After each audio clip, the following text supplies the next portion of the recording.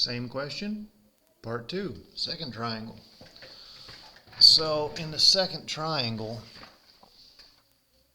this could be one of many things because this is the angle side side pattern, isn't it? Isn't that what this is? Angle side side pattern? Something old. Anyways, which angle do we want to go after? I don't know. But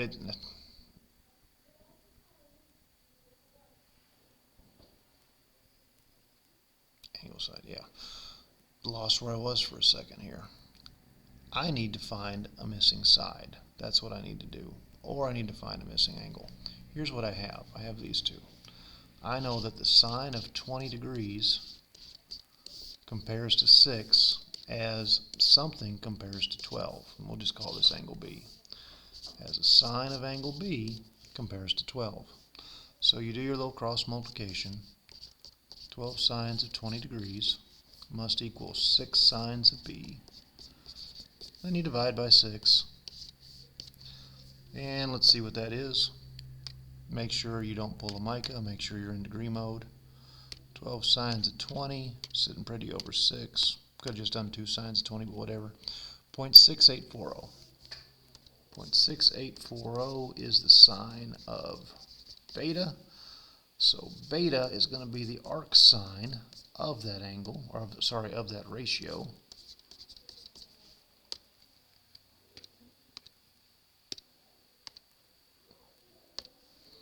(43.16 degrees).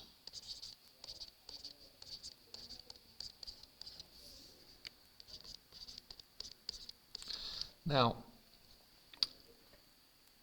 here's the thing. Is there enough room, you may or may not remember doing this, for a B prime angle? So, sorry, not a B prime angle, I guess maybe a C prime angle. Alright, that's kind of the big thing here. Is there enough room? Because it should be B prime. If we redraw this triangle, tell I hadn't done this in a while, maybe as A prime, B prime, and then C prime. B prime is going to be 180 minus 43.16 degrees, which is what, 136.84? Seems right. 140, yeah. 136.84 degrees. And A prime is 20, and there is enough room for this triangle to exist. You have to remember that that pattern can produce 0, 1, or 2 triangles. And I know that's a rough thing, but this one does have a second triangle, because if we take these numbers and put them together, we get 156.84. We do the subtraction, we get 23.16. I'm going to check myself. Let's see, that angle was found by doing 180 minus.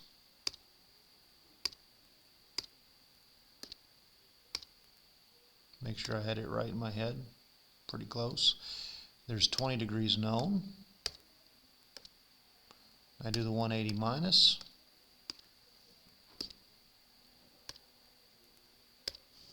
There was indeed a second triangle, 23.16 degrees. So anyways, we'll worry about this guy in a minute. Alright, let's finish the original triangle. So we do our 180. We take away the angle we found, 43.16. We take away the 20, and we find that we have a missing angle of 116.84 degrees. You wouldn't have guessed it. Nobody said this was to scale. That angle up top in the corner, 116.84.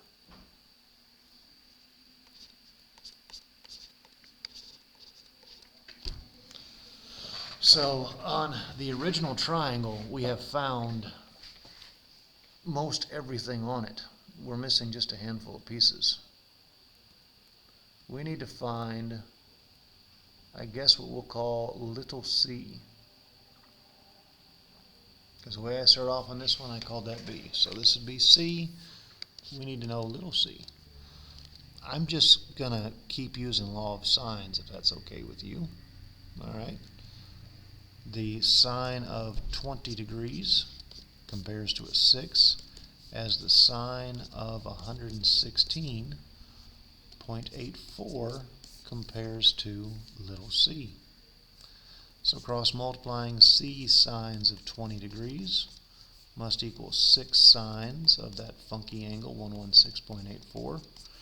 And then we just say c is 6 sines of 116.84, sitting pretty over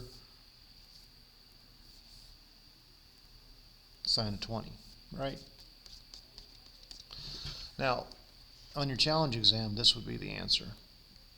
They would use nicer numbers, but it's fully possible for them to show things up where you just haven't pushed buttons. So 6 sines of 116.84 is divided by the sine of 20, 15.65.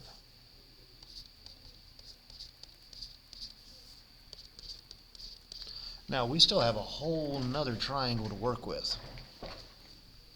There's that prime triangle. Maybe you remember me talking about prime, maybe you don't.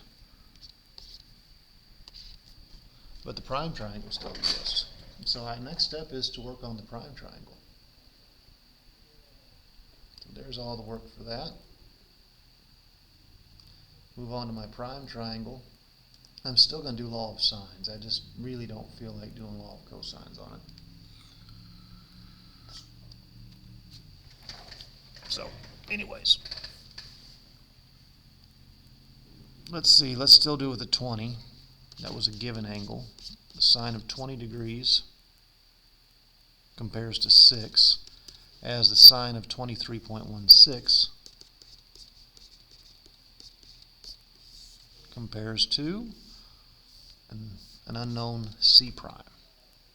And it's going to be the same setup. We're going to cross multiply all that junk. C prime is going to be the sine of, 6 sines of 23.16 divided by the sine of 20. But you should know that. You guys are more than capable of doing some of this stuff in your head. At least I think you are. Sometimes I wonder. Push to Bootins, 6.899, really close to 6.90. So really close to 6.90. That seems right. It's just a little bit bigger than 6. Because 20 degrees and 6, it seems right. Alright, moving forward. You happen to know the radio tower on the top of a building is 30 foot tall. To find how far you are from the building, you measure the angle of elevation to the bottom of the tower to be 20 degrees and the angle of elevation to the top of the tower to be 23 degrees. How far from the building are you? So there is a building, and on top of said building there is a radio tower that is 30 foot.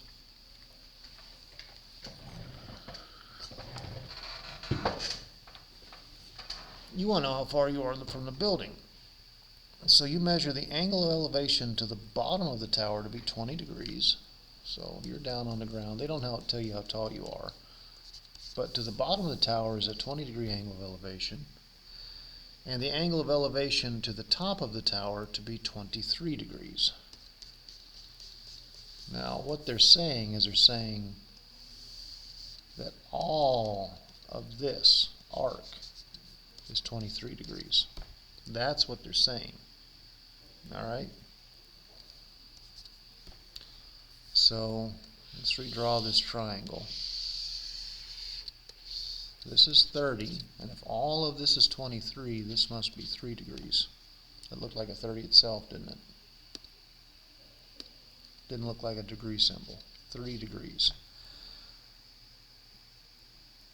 And we don't know anything else. Boy, that really, really sucks. It'd be a lot cooler if we did. Tough little problem. I think it is. Let's see, what can we do? Let me pause this real quick and work on a couple of things we can do just to make sure I'm on the right track before I waste some of your life. So I think this route will work. There's more than one way to skin a duck is what they say, but I think this route will work. I looked at my little right triangle and I decided that the tangent of 20 would be x over y, and then I looked at this bigger right triangle and I decided the tangent of 23 would be 30 plus x over y. Because, you know, tangent's opposite over adjacent. So I think this technique will work.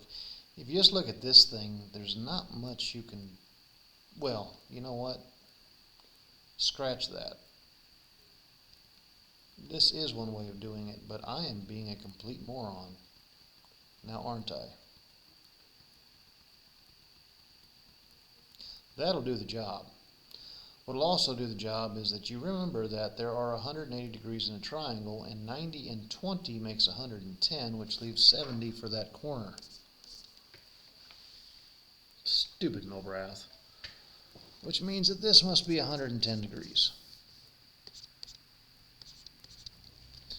So what good does that do me? That does me a tremendous amount of good, actually. More than you might realize. That lets me get this hypotenuse. Although it might be quicker to do the other technique. It might be.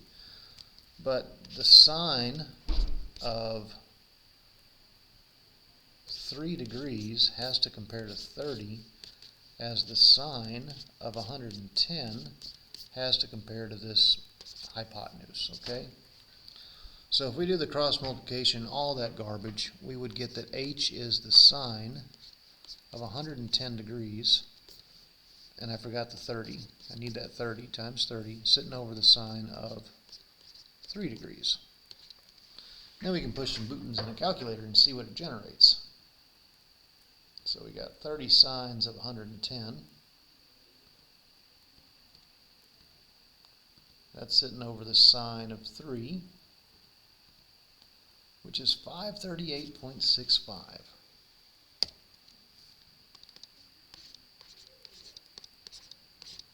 Foot, presumably. Yeah, foot. So now what am I in a position to do? I'm getting there. Slowly but surely, I am getting there.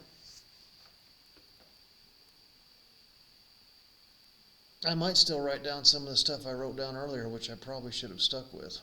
It's worth exploring later to see if it's the easiest way to do it or not. I am in a position now that I know this is 538.65. That is feet. And I can find x, to be quite honest with you, or I can, and once I have x, I could find y, or I could find y right off the bat. So let's just take a look at this. This is the distance that I want from me to the building. This is 538.65 feet. And this angle in here, which is the triangle I'm outlining, measures 20 degrees. So yeah, I'm good to go. You know, even I forget sometimes about SOHCAHTOA. I want to do law of sines. I want to do law of cosine. SOHCAHTOA is still in play. This is adjacent and hypotenuse. That is the cosine ratio. The cosine of 20 must equal y over that number. And then I just multiply those two pieces together. So there's that exact number, cosine of 20. I am 506.166 foot from the building.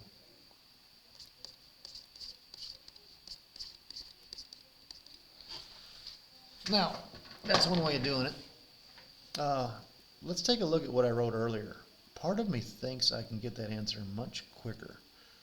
I don't know why I think that. And I'm not trying to reinvent the wheel. I'm not.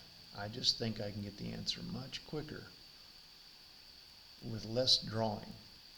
So what did I wrote down? I wrote down that the tangent of 23 degrees was equal to x plus 30, sitting pretty over y. And I also wrote down that the tangent of 20 degrees was equal to x over y. So x is simply y tangents of 20. As you know, we can do this.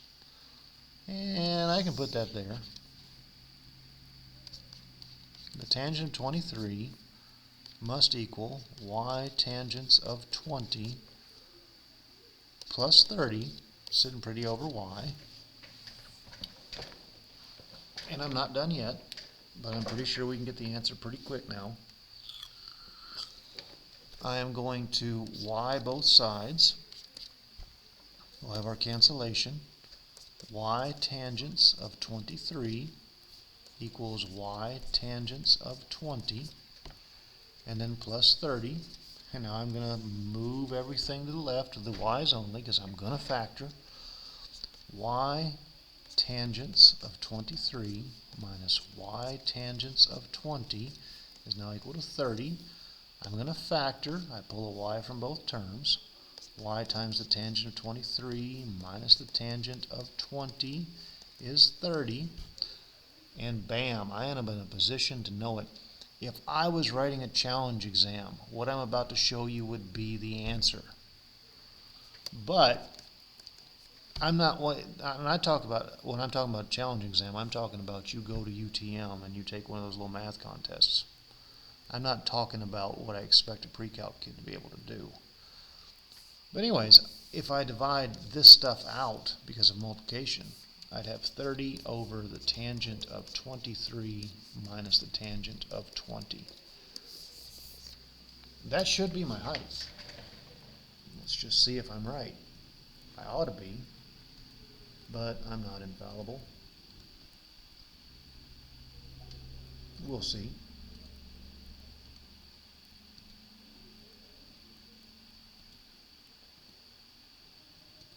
Sorry if I'm wasting 5 minutes of your life. Well, it's different.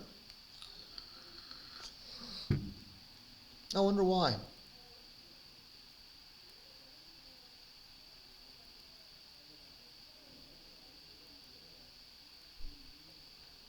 Well, that just bothers me. Oh. No.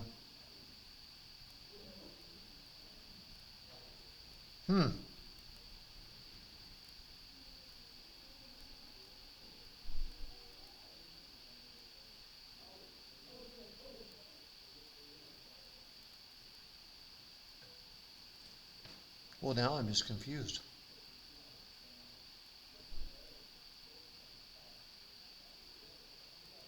I wonder what happened. So anyways, everything I just showed you, scratch it. I don't think it's a rounding error because I was pretty sure about using things in the calculator. Well, I'm just confused.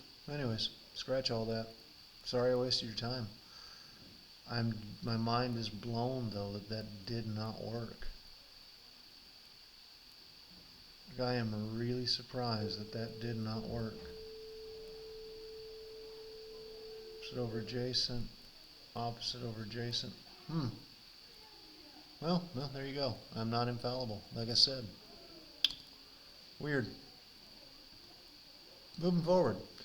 Convert the polar coordinate r comma theta is 5 comma 2 pi over 3 into Cartesian coordinates.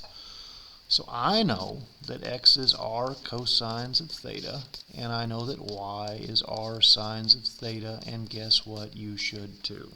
You should know this. I know that this is r and this is theta.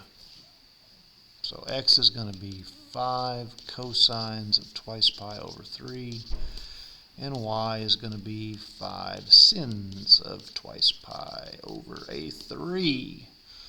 Now, if I think about the old unit circle, I hadn't had one of those in a minute. If I think about 2 pi over 3, 120 degrees, I'm sitting right here, right, 120 degrees. And I'm thinking about the numbers that belong there, and I'm tired as can be. I feel like it's negative 1/2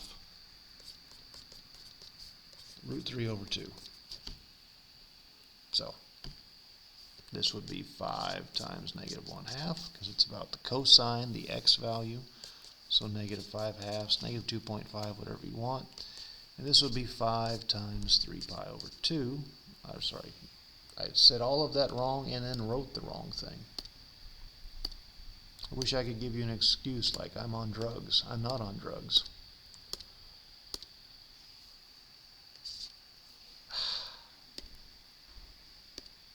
Maybe I should just go to lunch. There we go. Let's try this. 5 root 3 over 2. So 5 root 3 over 2. There you go. Your coordinates are -5/2 and 5 root 3 over 2. Easy peasy, Japanesey. Easy peasy lemon squeezy? No? Another one of these, convert the Cartesians into polar coordinates. Boy, it's been a minute since I've done these. And remember, polar coordinates is going to be a radius followed by an angle. And you get your radius by taking the square root of x squared plus y squared. So, be the square root of a 4 squared, ignore your signs, plus a 7 squared. That's 16 and 49, right? Which I believe 16 and 49 makes root 65, which doesn't simplify. That's 5 times 13. So there you go, you got that part. Bam, root 65. Now you just need to know an angle. To get your angle, the best thing you can do is you can frickin' draw so that you'll know your signs. You are going back 4 and then you're going down 7. So you'd be right here. You triangle it out. You went back 4, you went down 7. We'll call this theta prime because it's a reference angle. And it's always arctangent. It's always arctangent with these things. Theta is always the arctangent of y over x. Always. But quadrant comes into play. The quadrants matter. That's why we draw. Okay? So if I take the arctangent of y over x, which is going to be -7 over -4, 7 over 4, because a negative over a negative is a positive, I get 60.25 degrees, which would be in quadrant 1. So this is 60.25 degrees. The full path is going to be 180 plus 60.25 degrees. 26 degrees. Right? 26. And 180 plus 60.26 is going to be 240.26 degrees. One more and then I'm going to stop for my lunch break because obviously I am mentally tired. Rewrite this equation as a polar equation. So, remember how r was the square root of x squared plus y squared? Do you remember that? That means that r squared is x squared plus y squared. So all of this crap becomes r squared, which means r is 3, which is oddly enough literally the description of a circle with radius equal to 3. Now, done. All right, done. For the Hayden Nannies and Chris Manns and Micahs,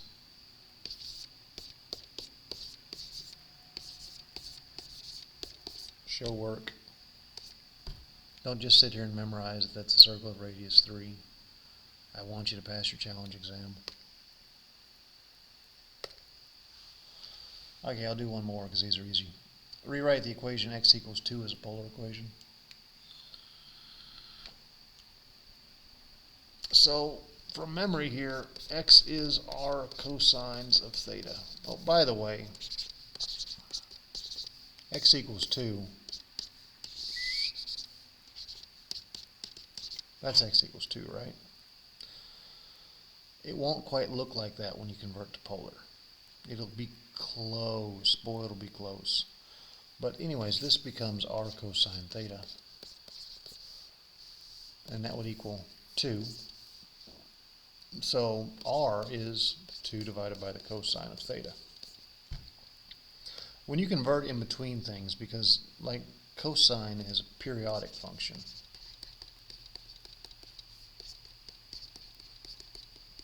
it's going to cycle from 0 to 2 pi, and it's just going to repeat. It repeats every 2 pi.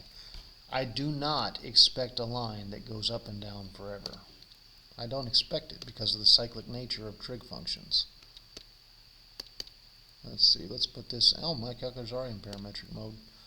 No, I don't want it in parametric mode. I want it in polar mode. Alright, so what do we say? We said 2 divided by the cosine of theta. Yeah, by the way, it's x, and what did showed up? Cosine. Like, catch on to things like that, kids. X is cosine. Anyway, zoom what? 6? It actually did go on forever. Oh, because of the division of 0. That's right. That would show up, wouldn't it? I wonder if it actually does go on forever and ever. Let's change the y min to negative 1,000. Y max to 1,000. I kind of expected it to stop. But no, it doesn't. But it's kind of funny how it did. It drew the bottom and then drew the top. I find stuff like that interesting. Anyways, that is all I'm going to do today. What am I saving for myself Monday? Cartesian, easy. Easy. Sketch a graph. Easy. You just got to plug in thetas. Easy. Easy. Easy. Easy. Easy. Easy peasy. Nah, that one's going to take us a minute. Anyways, I'll do some more of this Monday morning when I get to work. That's it for now.